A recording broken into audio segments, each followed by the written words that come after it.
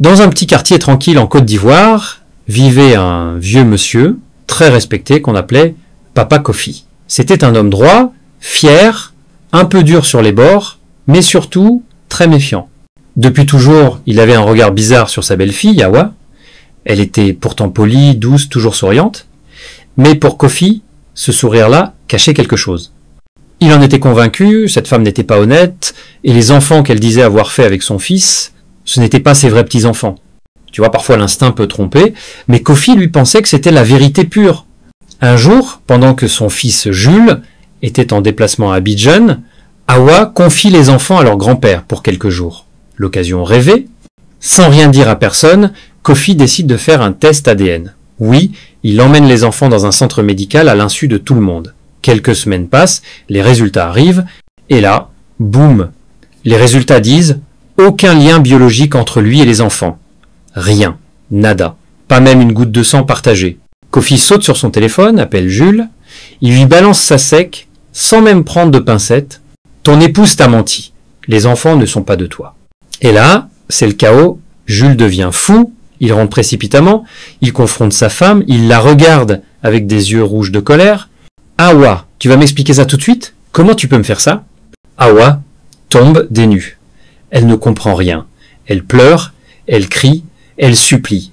Jules, je t'en prie, je ne t'ai jamais trahi. Ces enfants sont les tiens. S'il faut refaire un test, on le refait.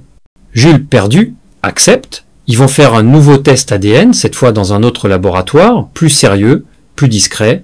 2 semaines plus tard, les résultats tombent. Et là, renversement total, les enfants sont bel et bien les siens, 99%. Pas de doute. Et là, c'est le choc. Jules devient silencieux, il regarde son père, et quelque chose lui trotte dans la tête. Mais attends, si les enfants sont bien mes enfants, pourquoi le test de papa disait qu'ils n'étaient pas ses petits-enfants? Un doute horrible naît dans son esprit. Il retourne faire un test ADN entre lui-même et son père. Ce jour-là, il a du mal à respirer, il veut comprendre, il veut juste que tout ça s'arrête. Les résultats sortent quelques jours après. Et cette fois-ci, c'est l'explosion finale. Jules n'est même pas le fils biologique de Kofi. Tout s'arrête. Le sol se dérobe sous ses pieds. Kofi, ce père qu'il a toujours connu, qu'il a élevé, grondé, conseillé, n'est pas son vrai père. Jules n'arrive pas à y croire. Il retourne vers son père, les résultats à la main, la gorge nouée. « Papa, comment c'est possible? Dis-moi que c'est une erreur. » Kofi reste là, debout, muet, tremblant. Il regarde son fils dans les yeux, il recule, s'assoit, baisse la tête, et là les souvenirs refont surface. Il se souvient de cette période, il y a plus de 30 ans, quand il était en exil, parti au Ghana pendant plusieurs mois.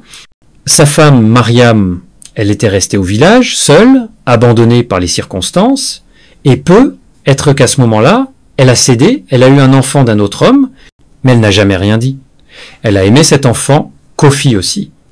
Et depuis, il avait élevé Jules comme son propre fils, sans jamais se douter de rien.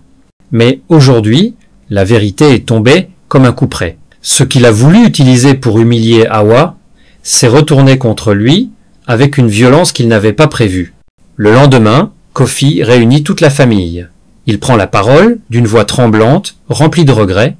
Je demande pardon. À toi, Awa, d'abord. Tu ne m'as jamais manqué de respect, et pourtant j'ai voulu te salir. À toi, mon fils. Même si le sang ne nous lie pas, tu resteras toujours mon fils. C'est moi qui t'ai vu faire tes premiers pas, c'est moi qui t'ai appris à pêcher. Et c'est moi qui t'aimerai jusqu'à ma mort. Awa s'approche. Elle ne dit rien. Juste un regard. Et dans ce regard, il y avait la blessure, mais aussi le pardon. Depuis ce jour, tout a changé. Kofi n'a plus jamais jugé sans preuve. Jules, lui, a compris que le sang, ce n'est pas tout. Et Awa a gagné le respect qu'elle méritait depuis toujours. Parce qu'au final, dans cette histoire, c'est pas juste une question d'ADN. C'est une question de vérité, de lien du cœur, et de ces secrets de famille qui finissent toujours, un jour ou l'autre, par remonter à la surface.